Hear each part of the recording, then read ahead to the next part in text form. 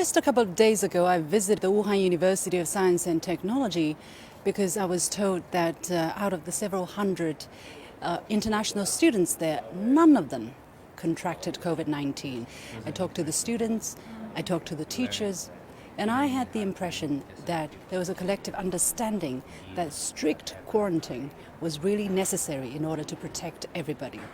For almost several weeks, when the situation was really bad, the students were not allowed to leave their dormitory. Of course, it was difficult, but in the end, the great majority of them understood the necessity of it. They persevered, and none of them got sick.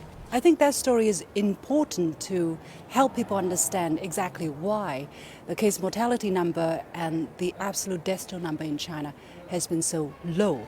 For 76 days, the city was under strict lockdown. Not the kind of lockdown where if you choose to stay in place, you stay in shelter, you can. If you want to go out, you could also try to do that. No. For the great majority of the lockdown, people had to stay at home. Think about what happens in the United States.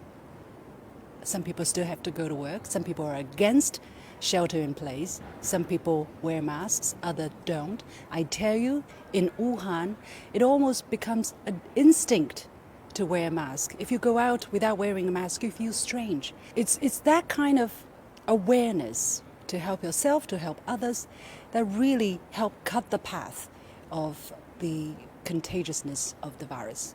In a matter of a week or two, over 40,000 medics came from all over China to Wuhan. Just the other day, I was visiting the doctor who sounded the alarm about COVID-19 here, the first here in Wuhan. And I visited her office. You know what struck me the most was the number of ventilators lying idle on the table.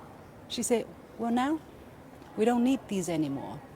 But there were about 15, 17 ventilators just lying like that. But of course, in the most difficult times, they needed them very much, but not anymore. In China, we never had the discussion of herd immunity. We never had the discussion between keeping the economy going or saving lives. From the beginning, it was very clear every life mattered. In Wuhan, over 3,600 people aged over 80 survived. Among them, 7 people aged over 100 survived. I think that's probably a record for anywhere in this world. Citing an example from the doctor who reported the first cases here, she said a couple of days ago, one of her first patients came back to settle the bill. I asked her, what do you mean settling the bill? I heard it was all for free, the treatment. She said, yeah, he came to get the refund. He paid originally, but later on, after the government decided everything would be for free, he came and got his money back. And then, of course, there's the role of traditional Chinese medicine. In some of the temporary hospitals where only people with mild symptoms were being treated, they were only given traditional Chinese medicine. This is an advantage that China enjoys. My last point, I wanted to say, it's something, again, probably won't be understood so easily by people in the West or in America or in Europe, is the kind of trust between the authorities and the local residents. I talked to a couple of people randomly on the street.